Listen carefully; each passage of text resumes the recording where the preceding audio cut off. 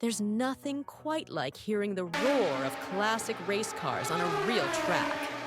The smell of fuel, the screech of tires, the feeling of engines at full throttle, it's pure motorsport magic. And at the Tazio Nuvolari circuit in Italy, fans got to experience all of that during a special historic cars track day. This wasn't a museum visit or a quiet car show. These machines weren't just on display. They were being driven hard, just like they were meant to be. With legendary cars like the Alfa Romeo 184T Formula 1, Porsche 993 3.8, RSR Alfa Romeo 156 WTCC, and the March-BMW Formula 2, the event brought racing history to life. Alfa Romeo 184T Old School Formula 1. The Alfa Romeo 184T was one of the loudest and most powerful cars at the event. Built for the 1984 Formula 1 season, it had a small but mighty 1.5-liter V8 twin turbo engine that produced over 600 horsepower. It was a tough car to drive, with no electronic assists, just raw speed and driver skill. Even though it didn't win many races in its day, the 184T is loved by fans because of its wild turbo power and aggressive design. Seeing it blast down the straights and tackle the corners at Nuvolari was like stepping back in time to one of the most exciting eras in F1 history. Porsche 993 3.8 RSR, the last of the air-cooled legends. The Porsche 993 3.8 RSR brought a different kind of charm to the track. It's the last of the air-cooled 911S, and this version was built specifically for GT racing in the 1990s. With its wide body, big rear wing, and naturally aspirated engine, it looked and sounded incredible.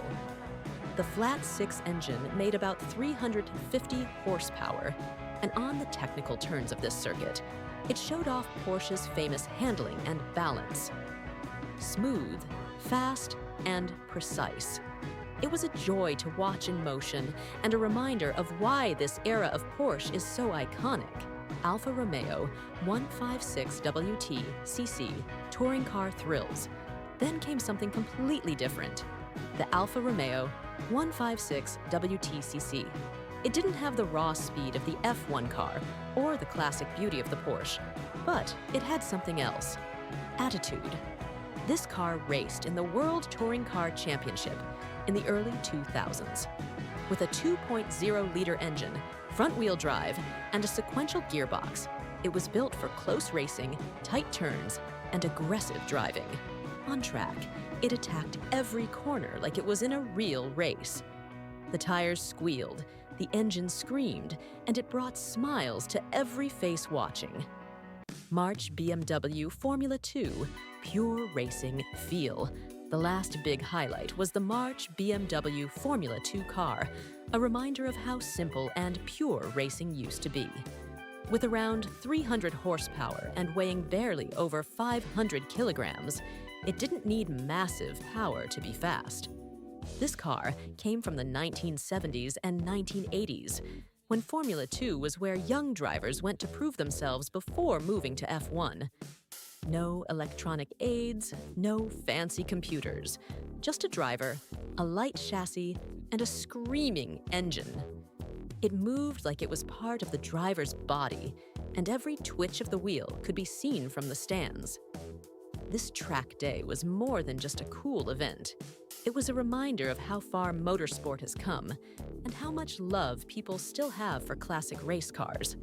Whether it was the turbocharged power of the Alfa 184T, the balance of the Porsche, the grit of the 156, or the purity of the March-BMW, each car told a story. These weren't perfect cars. They were loud, raw, and full of character. And that's what made them so special. On this day, at this track, they came alive again. Love historic race cars? Which one would you love to drive?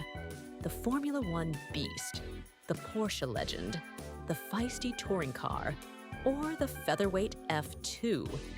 Share your favorite in the comments below. and let us know why. If you enjoyed this story, be sure to follow for more motorsport content, from track days and racing history to behind-the-scenes features on iconic cars. And if you ever get the chance to see one of these events in person, go.